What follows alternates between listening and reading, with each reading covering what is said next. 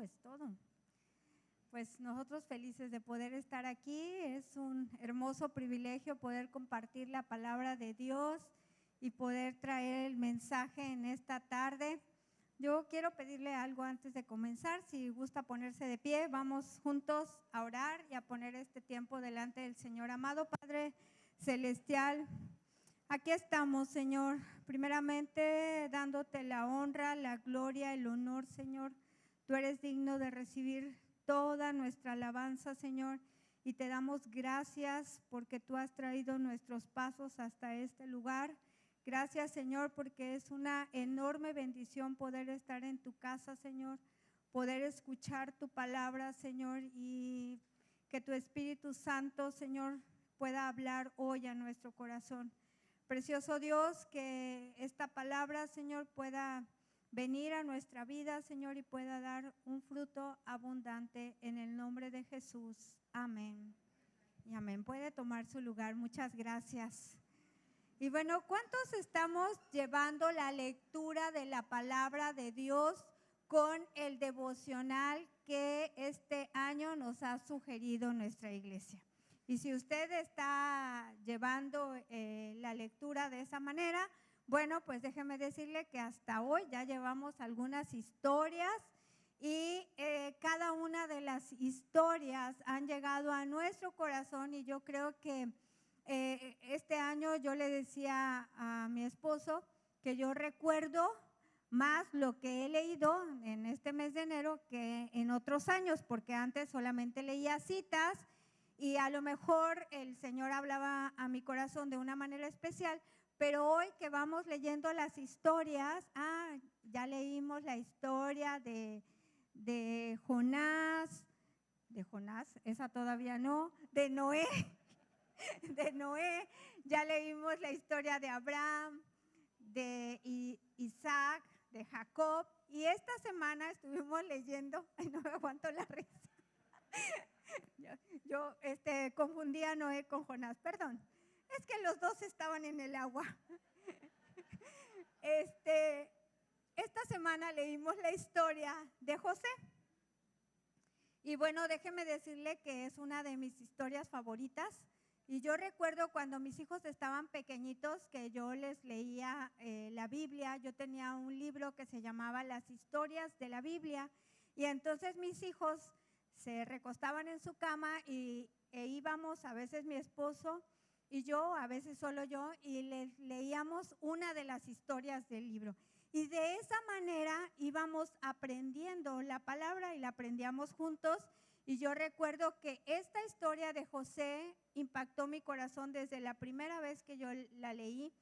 Y esta semana podía recordar esos tiempos y podía ver cómo en la vida de José hay un plan hermoso de amor para él, para su familia y para toda la humanidad, para cada uno de nosotros. Cómo el Señor nos muestra a través de esa historia el plan de redención que iba a hacer a través de nuestro Señor Jesucristo. Y bueno, cuando empezamos a leer la historia, bueno, la historia empieza de José contándonos que José era el hijo de Jacob y de Raquel. Él era el hijo número 11 de Jacob y todavía nació uno más que fue Benjamín. Y también nos cuenta la historia que era el hijo favorito de Jacob. Inclusive él le había dado un regalo especial que era una túnica.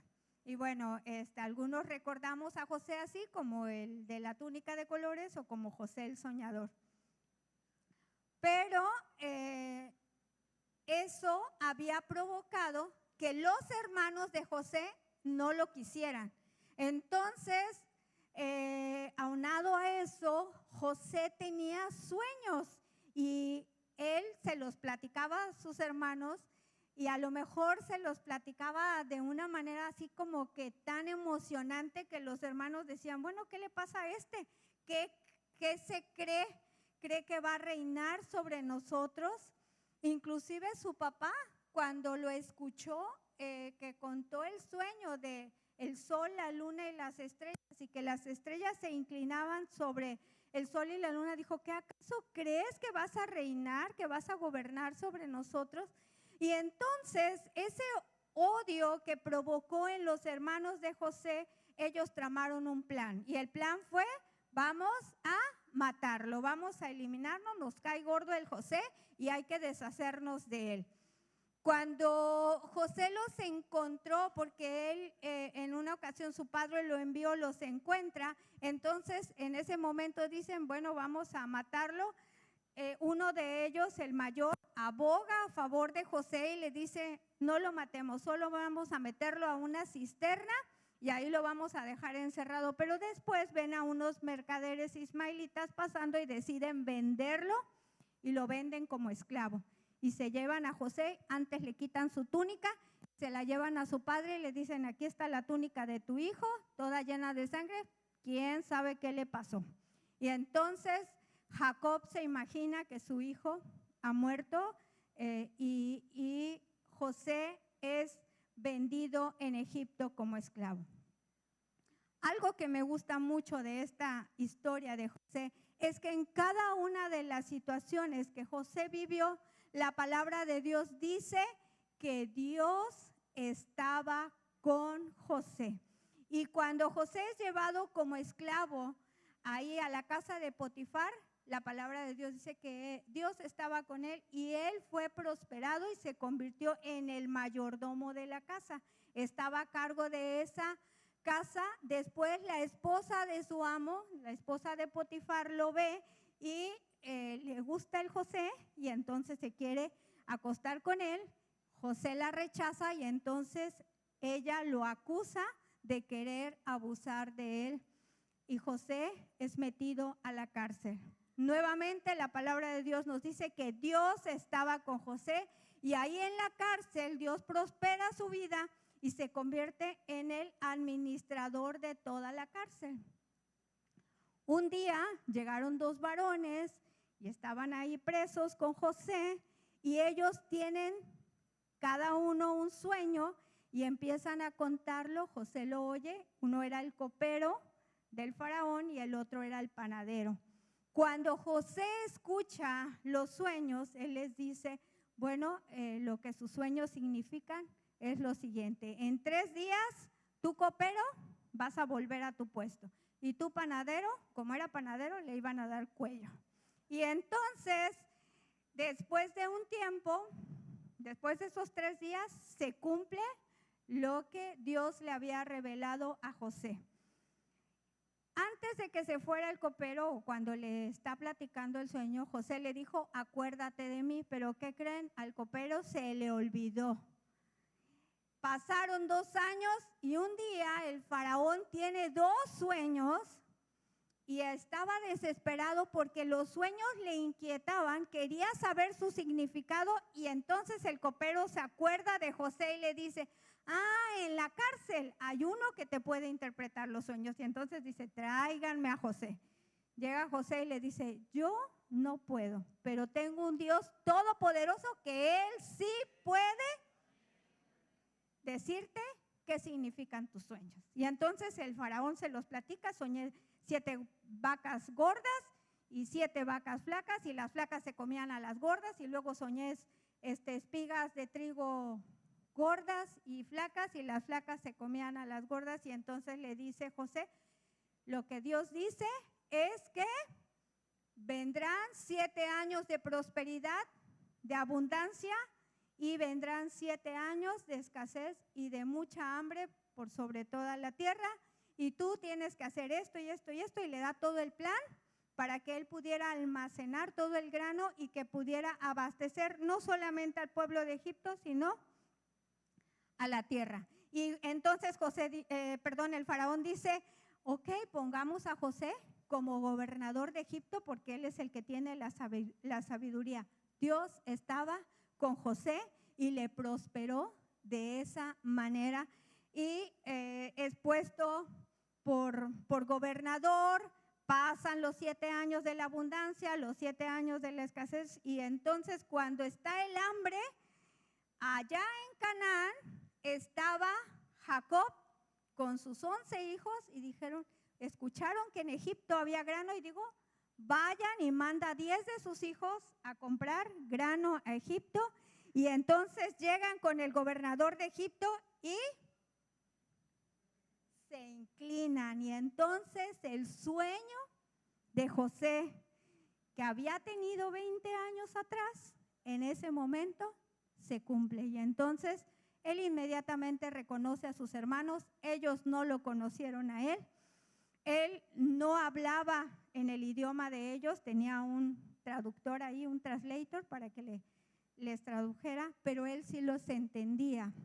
Bueno, finalmente José arma un plan para que no solamente puedan venir ellos 10, sino que venga Benjamín y luego para que venga su padre, pero en ese plan les hace creer que los va a encarcelar, y cuando están así siendo sometidos a ese momento, ahí ellos dicen, estamos pagando lo que le hicimos a nuestro hermano José años atrás. Y entonces podemos ver que en todo el plan de amor de Dios, porque después de eso viene Jacob, vienen 70 personas de Canaán a establecerse de la familia de Jacob, y después esa familia es convertida en la nación de Israel.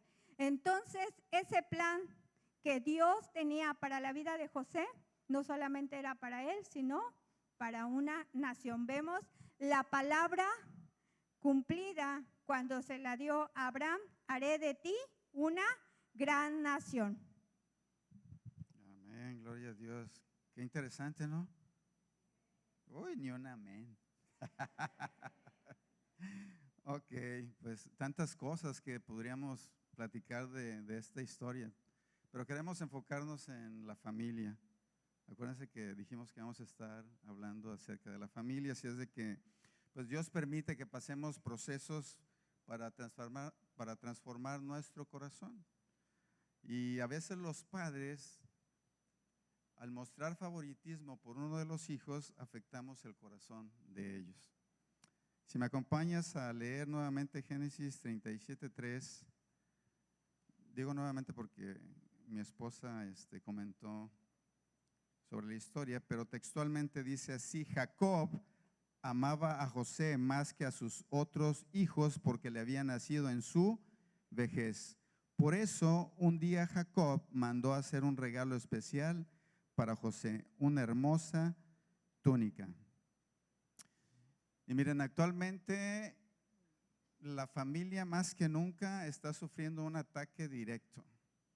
Tantos lobbies que hay, tantas ideas, tantas leyes que van en contra precisamente del diseño que Dios hizo como familia. Así es de que en esta escritura que hemos escuchado y que acabamos de leer, nos da un panorama de lo que estaba viviendo esta familia, y no era nada fácil. Era una relación bastante tremenda.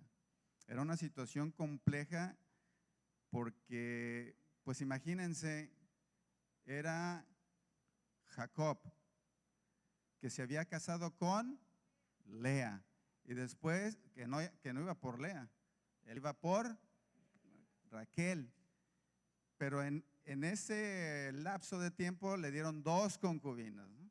Así es de que eran 4 esposas, había 12 varones como hijos y una mujer, Dina, ¿se acuerdan? Que hubo ahí también incluso un problema bastante fuerte en Siquem cuando abusaron de Dina, y bueno, cosas tremendas que sucedieron, pero bueno, esa es otra historia.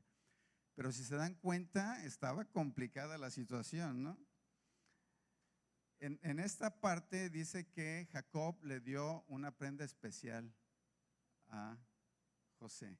Y estudiando un poquito veíamos que el 65%, si no es que 65 y 70% de los padres tenemos cierto favoritismo o preferencia por los hijos primogénitos. ¿Cuántos tienen hijos favoritos aquí? No levantes la mano. Guárdalo en tu corazón, que no vean tus hijos. Pero desafortunadamente eso sucede, o sea, eso es real. y obviamente no es correcto. Y quizás tú digas, bueno, ¿qué es lo que quizás me inclina a tener preferencia por un hijo? Probablemente porque se parece a ti en cuanto a su manera de ser. Posiblemente es porque es muy participativo, muy colaborativo en la casa. Probablemente sea que este hijo pues es más obediente que el resto, etcétera, etcétera. Y de cierta manera, pues, ¿quién quiere batallar con los hijos? Yo creo que nadie, ¿verdad? Sin embargo, eso no debe de ser así, porque trae consecuencias cuando nosotros tenemos hijos favoritos. Y son consecuencias que probablemente no veamos a corto tiempo, pero sí en un mediano o en un largo tiempo. ¿Qué consecuencias puede ser? Bueno, probablemente estamos formando a unos hijos con una baja autoestima. Los jóvenes tal vez tomen decisiones precipitadas con tal de hacerse notar. No sé si de repente ves a muchachitos que hacen locuras y es así quizás una manera de decir, hey, existo, papá, mamá, aquí estoy, yo también. Eso los lleva a tener comportamientos problemáticos, sentimientos de rechazo, de un abandono emocional, y eso dificulta el que ellos puedan relacionarse más al interior de la familia, pues porque se sienten poco valorados. No sé si tú te has sentido así o te sentiste así, los que somos papás, que quizás dijimos, en mi caso yo soy el primogénito, pero gracias a Dios pues no me trataron como primogénito, o sea, era el primogénito en hacer los mandados, eso sí. No, pero de ahí aprendí porque fui autosuficiente. Así es de que, bueno, pero probablemente tú viviste en una familia en donde notaste eso, ¿no? Y te hizo sentir mal, te sentiste desvalorado. De tal manera que nosotros que somos padres y que tenemos hijos, tenemos que tratar de ser justos, o sea, tratarlos igual. Mi esposa y yo tenemos 2 hijos. Un hijo que le pusimos Carlos y una niña que le pusimos Carla para no batallar. Bien prácticos, ¿no? Pero fíjense que en un momento de la vida de mi hijo, cercano a la pubertad, a la adolescencia, pues se tornó bastante, ¿bastante qué? No, perdón. Muy obsesionado en no querer saber nada de Dios. Bien, una rebeldía tremenda. Y obviamente mi esposa y yo pues nos volcamos a atender, ¿no? Bueno, pero ¿qué pasa? De tal manera que todo giraba en atender a Carlos, pero nos olvidamos que Carla también tenía necesidad. Y llegó un momento en que, bueno, Carlos pues corrigió ese pensamiento equivocado que tenía, pero Carlita empezó a tener situaciones en su corazón porque se sentía desvalorada. Y platicamos con ella y finalmente hace unos días platicábamos y le decía, bueno, ¿qué sentías? No, pues es que todo era Carlos, Carlos, Carlos y yo nada. Gracias a Dios ahorita Carlita pues vuelve a brillar, digo yo, no con luz propia, vuelve a brillar porque el amor de Jesús es reflejado en su corazón. Y ella me decía algo, es que ahora que he crecido, papá, yo entiendo que era por la situación que mi hermano estaba pasando y que él necesitaba. Y ahora yo digo, no, pues está bien, pero en ese momento yo no lo veía así y sí me afectó. Y bueno, ya nos pusimos a cuentas y todo. Así es de que, bueno, si aquí también tú has sentido eso de parte de tus padres, pues sigue amándolos, no te sientas mal, sigue orando por ellos y sigue siendo obediente, participa más en la casa, tal vez voltean a verte más. No, tú ámales, ámales. Y si eres hijo único, también considera que, y nosotros como padres, no sé cuántos papás tienen un hijo nada más, pero probablemente en ese afán de que es el único y de querer protegerlo, los vamos llevando a una falta de tomar decisiones asertivas y se vuelven a veces envidiosos, no quieren compartir nada, pues obviamente porque en casa son ahí el número uno, ¿no? Sin embargo, nosotros como padres tenemos que enseñarles a que deben de ser humildes, enseñarles que hay límites, porque a veces los chicos los dejamos hacer lo que ellos quieran y no ponemos límites. Y nosotros estamos pensando que les estamos llevando por un buen camino, ¿y no? Papá y mamá tenemos que pedirle dirección a Dios para encaminar a nuestros hijos, para que ellos no crezcan sobreprotegidos y crean que todo el mundo gira a su alrededor. Porque incluso los hijos únicos pueden sentirse solos, ¿eh? Entonces tenemos que llevarlos a que convivan con los primos, con amigos, etcétera, etcétera. Bien, otra situación que podemos ver aquí es en el versículo 37:4, en donde vemos que los hijos predilectos, pues puede ser que en su corazón haya altivez, pero esto va a generar odio de los demás hacia él. Dice la escritura, pero sus hermanos lo odiaban porque su padre lo amaba más que a ellos. No dirigía ni una sola palabra amable hacia José. Wow. Y es algo fuerte, ¿no? Si tú y yo estamos haciendo mal las cosas, probablemente estemos sembrando esos sentimientos en el corazón de nuestros hijos hacia su hermano que lo estamos distinguiendo, como en el caso de José. Fíjense, José, aparte de que recibió ese regalo, que fue la túnica larga, una túnica, dice, de una sola pieza. Imagínense, era una prenda muy costosa de elaborar, mangas largas hasta acá, le llegaba la túnica a los tobillos, y pues esto representaba un estatus más arriba. Esto representaba, esa túnica representaba que ese hijo era el que iba a ser el primogénito que iba a heredar la bendición. Entonces imagínense ustedes que los hermanos de José lo veían llegar, porque para eso él tenía una encomienda de su papá. Le decía, ve a ver qué están haciendo tus hermanos. Es decir, José era el chismoso. ¿Cuántos chismosos hay aquí? Ah, no es cierto. Oh, que Dios nos libre. Es decir, todos los demás se iban a trabajar al campo. Llevaban ahí los rebaños y todo. Y José llegaba con esa túnica como de príncipe, y aquellos sabían a lo que iba. Iba a supervisarlos. ¿Se dan cuenta que a veces si nosotros a nuestros hijos les damos ciertos roles preferenciales, cuidado, porque hasta entre ellos se comentan, pues es que yo nada más los trabajos especiales, tú eres un lacayo. No, que Dios nos libre, que Dios nos libre. Así es de que esa posición de favor pues causó en el corazón de sus hermanos pues un sentimiento muy feo, muy feo.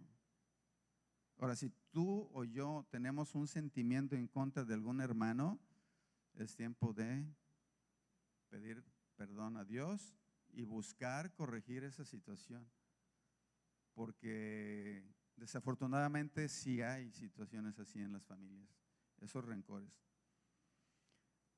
Bien, vamos a ver el versículo 19 al 20. Dice, aquí viene el soñador, dijeron, vamos, matémoslo y tirémoslo en una de esas cisternas. Podemos decirle a nuestro padre, un animal salvaje se lo comió, entonces veremos en qué quedan sus sueños. Pero ya escuchamos, ¿no? Lo que decía mi esposa, que al final esto se cumplió. Realmente este sueño sí se cumplió porque Dios es fiel. Y quizás no soñemos como José lo hizo, pero cuando nosotros leemos la palabra del Señor, Él revela en nuestro corazón cuáles son los planes y propósitos que tiene para cada uno de nosotros, como padres, como hermanos, como hijos. Así es de que sigamos leyendo. Porque saben, en este caso, lo que ellos tenían en ese pecado ya estaba en su corazón. Estaban realmente decididos a hacerlo. Nada más que aquí Rubén dice, no, espérate, no nos manchemos de sangre. Mejor vamos a meterlo ahí. Y él pensaba, ya después yo sacaré al muchacho de ahí, ¿no? Pero no sucedió, lo vendieron. Incluso hasta imagínense, dice que cuando lo metieron ahí a esa cisterna, dice que le quitaron sus ropas. Y aquí vemos en esta historia de José podemos ver una similitud entre Jesús y José. Hay muchas cosas.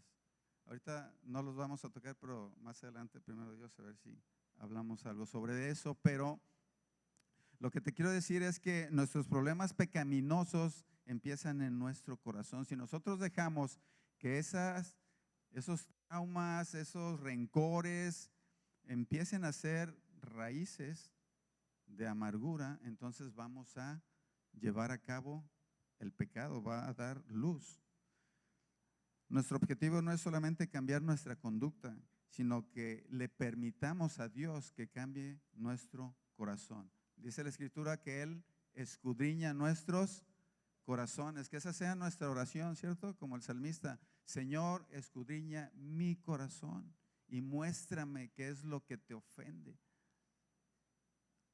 Porque cuando nosotros le pedimos eso al Señor, entonces estamos diciéndole al Señor, yo no puedo, yo sé que soy imperfecto, y Él ve nuestra humildad de corazón y dice, ok, hijo, a ver, Carlitos, tienes que aplicarte aquí porque andas mal. Así es de que la transformación cristiana comienza desde adentro y se refleja en nuestra manera de vivir. Si tú eres un hijo predilecto, tienes que ser humilde. Y como dije hace un rato, ponte a orar con tus papás, por tus papás, perdón. E incluso yo me atrevería a decirte, platica con ellos y hazles ver eso que tú estás notando, porque no debería de ser así.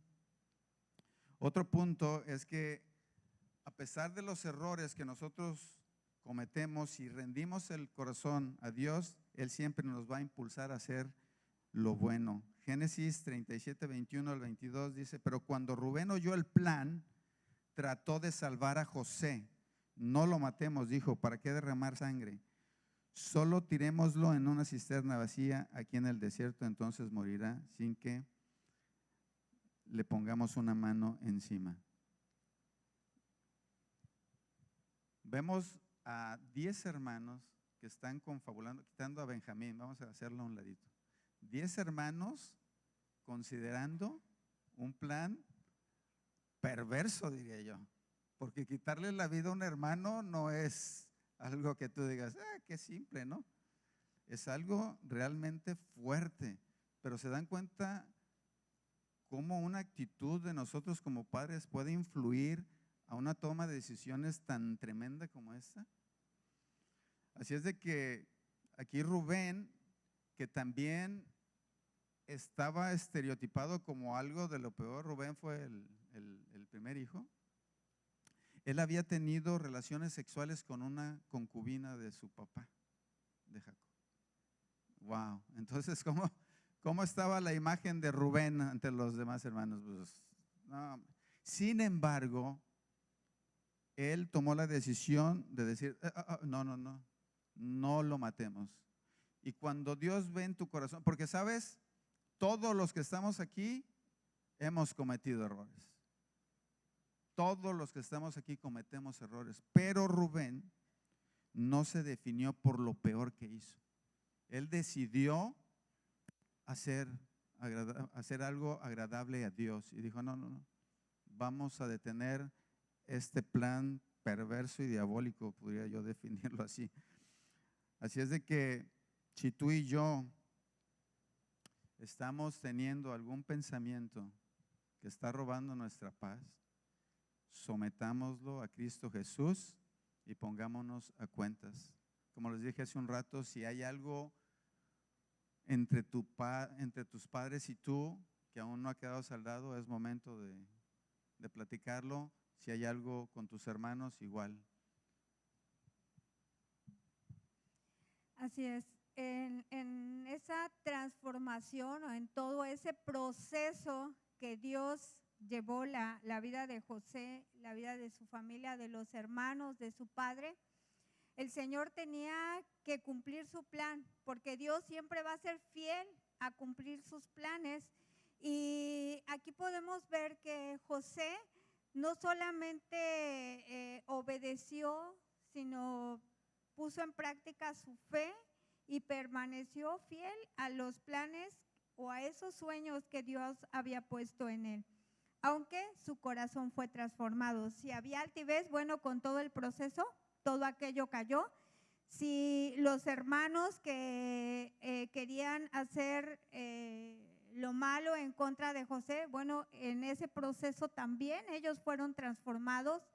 Esas ideas fueron quitadas y José pudo verlo cuando ellos estaban allí frente a él, diciendo, ahora estamos pagando la consecuencia de lo malo que le hicimos a nuestro hermano. Entonces, en cada uno de ellos su corazón fue transformado.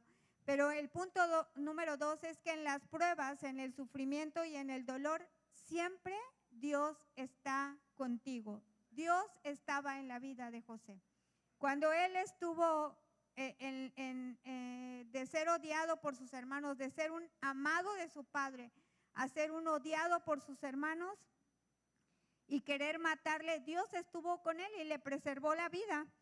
José pasó de vestir una túnica de príncipe a vestir un atuendo de esclavo, pero Dios estaba con él.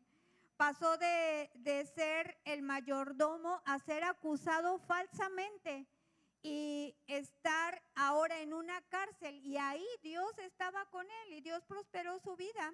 Y después de esa cárcel pasó a ser el gobernador de Egipto para que el plan de Dios pudiera cumplirse, no solamente para la vida de José, sino para la vida de su familia y de una nación. Y Génesis 39, 2 y 3 dice, el Señor estaba con José, por eso tenía éxito en todo mientras servía en la casa de su amo egipcio. Potifar lo notó y se dio cuenta de que el Señor estaba con José y que le daba éxito en todo lo que hacía.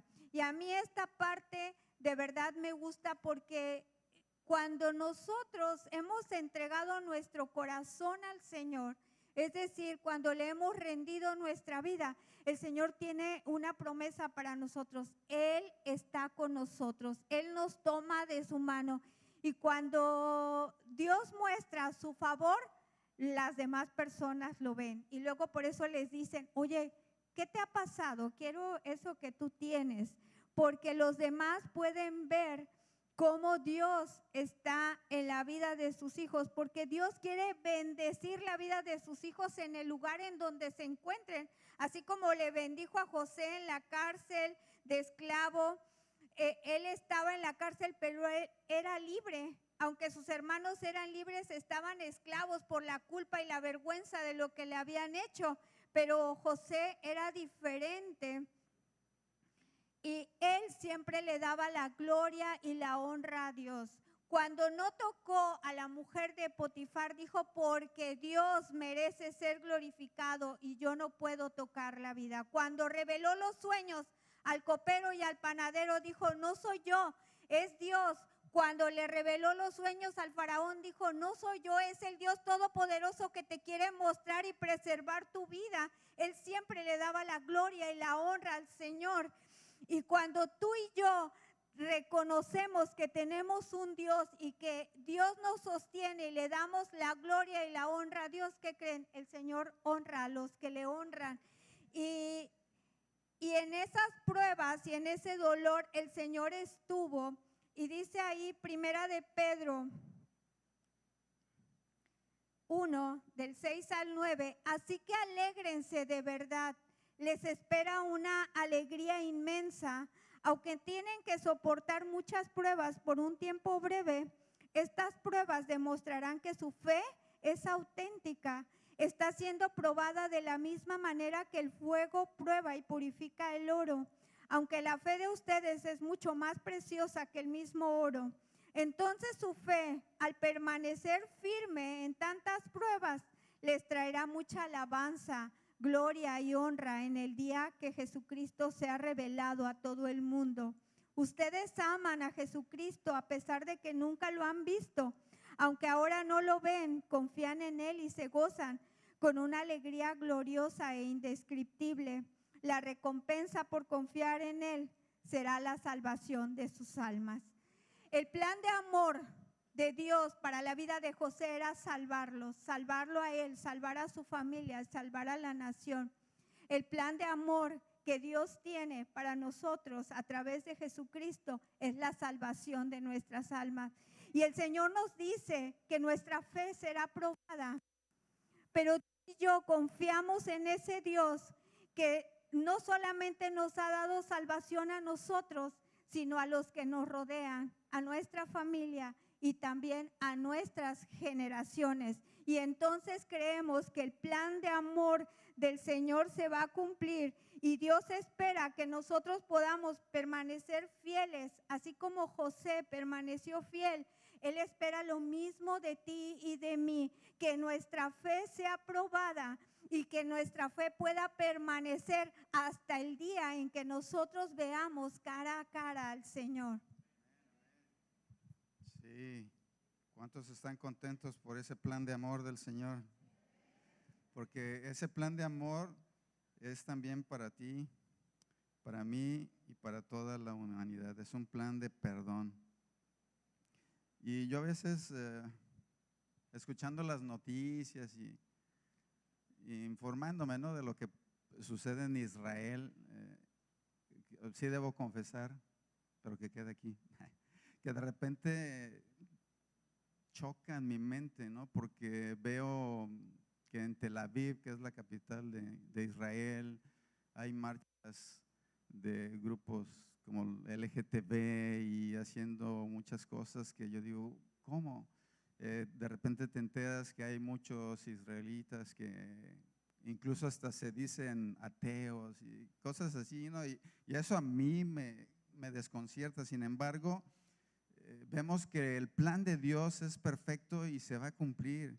Y en ese momento en donde, y esto luego referente a esta parte de la escritura donde dice, donde José le dice a sus hermanos que se acerquen, ¿no? Y ellos, pues, no creo que hayan obedecido así muy gustosamente y confiadamente, porque ellos pensarían seguramente que les iba a dar ahí la sentencia, ¿no? Porque aún no le reconocían bien.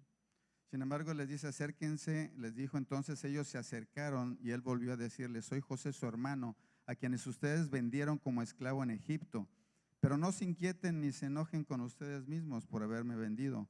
Fue Dios quien me envió a este lugar antes que ustedes a fin de preservarles la vida. ¿Y por qué menciono esto? Porque en nuestras oraciones como familia que somos del Señor, como hijos de Dios, sabemos que el pueblo de Dios es Israel y tenemos que orar por el pueblo de Dios, orar por Israel. Ni tú ni yo vamos a sentarnos en el trono para juzgar a quienes están haciendo esas cosas que son hijos de Dios. Lo que tenemos que hacer es doblar rodillas y orar por ellos. Porque déjame decirte que en Zacarías hay una promesa también. Muchos de ellos siguen esperando al Mesías. Pero dice el profeta Zacarías 12:10, y derramaré sobre la casa de David y sobre los moradores de Jerusalén el espíritu de gracia y de oración, y me mirarán a mí, a quienes traspasaron. Sí, van a llorar por él como se llora por hijo unigénito, afligiéndose por él como quien se aflige por el primogénito. Aquí está hablando de Jesús. ellos lo traspasaron. Pero va a llegar un día en que el Señor se les va a revelar y entonces los corazones de ellos se van a derretir, en el sentido de que van a reconocer que Jesús es el Mesías, Él es el Salvador del mundo. Y esta es una linda historia de amor también, porque así como conocemos Juan 3:16, de tal manera amó Dios al mundo que envió a su Hijo unigénito para salvarnos, para que todo aquel que en Él crea no se pierda, dice, mas tenga vida eterna. También para su pueblo, dice el Señor Jesús, yo voy a ir y te voy a mostrar quién soy. Así es de que sigamos orando por la familia, sigamos manteniéndonos, porque tú y yo tenemos un propósito en esta vida. Tenemos que, como decía mi esposa, llevar a estas generaciones a los pies de Jesús. Nuestra generación es nuestra responsabilidad, pero también dejar un legado para aquellas generaciones que vienen. Y esto va a ser posible a través de que nosotros instruyamos a nuestros hijos en el camino del Señor. Y leyendo todo esto y viendo todas las peripecias que pasó José y su familia, recordaba yo lo que el apóstol Pablo dijo en Romanos 8:28. Y sabemos que Dios hace que todas las cosas cooperen para el bien de quienes lo aman y son llamados según el propósito que Él tiene para ellos. Si gustas ponerte de pie para terminar, vamos a hacer una oración. Probablemente tú sientas que tu familia es un caos ahorita. Probablemente tú sientas que eres el que ha provocado ese caos en la familia. Pero déjame decirte lo que dice el Señor. No temas porque yo estoy contigo, no desmayes porque yo soy tu Dios que te fortalezco. Siempre te ayudaré, siempre te sustentaré con la diestra de mi justicia, dice Jehová de los ejércitos. Tú y yo no vamos solos, mi hermano. Dios está con nosotros. Abramos nuestro corazón, rindámoslo a Él y Él nos va a dar de su sabiduría para sacar adelante a nuestra familia. Bendito Dios, te damos gracias, Padre, por tu palabra que es un bálsamo en nuestro corazón. Gracias, mi Dios, porque tú nos has mostrado de manera particular a través de tu palabra, Señor, cuál es nuestra condición delante de ti en las funciones que tenemos en nuestra familia, Señor. Te queremos pedir perdón, Señor. Perdón porque quizás hemos tomado decisiones equivocadas. Perdón porque hemos tratado de una manera incorrecta a nuestros hijos. Perdón porque no les hemos mirado con el mismo valor que tú nos miras, Señor. Te pedimos, mi Dios, que nos des de tu sabiduría, que tu precioso Espíritu Santo nos dirija todos los días, mi Dios, para instruirles en tus caminos, los cuales son verdad. Padre, te rogamos en el nombre de Jesús que tú quites toda carga que quizás pudiera haber en nuestro corazón, que nos está haciendo sentir mal porque hemos actuado de una manera incorrecta, Señor. Padre, sabemos que tus misericordias son nuevas cada mañana, Señor, y en esa confianza es que levantamos esta oración, seguros, mi Dios, conscientes de que tú las escuchas y que tus planes son de bien y no de mal para cada uno de nosotros. Te damos a ti toda la honra, Señor, y toda la gloria. Y ayúdanos, Padre, a reflejar tu amor a los demás en donde quiera que estemos. Te lo pedimos en el nombre de Jesús. Amén y amén. Que Dios les bendiga. Pueden tomar su lugar. Gracias.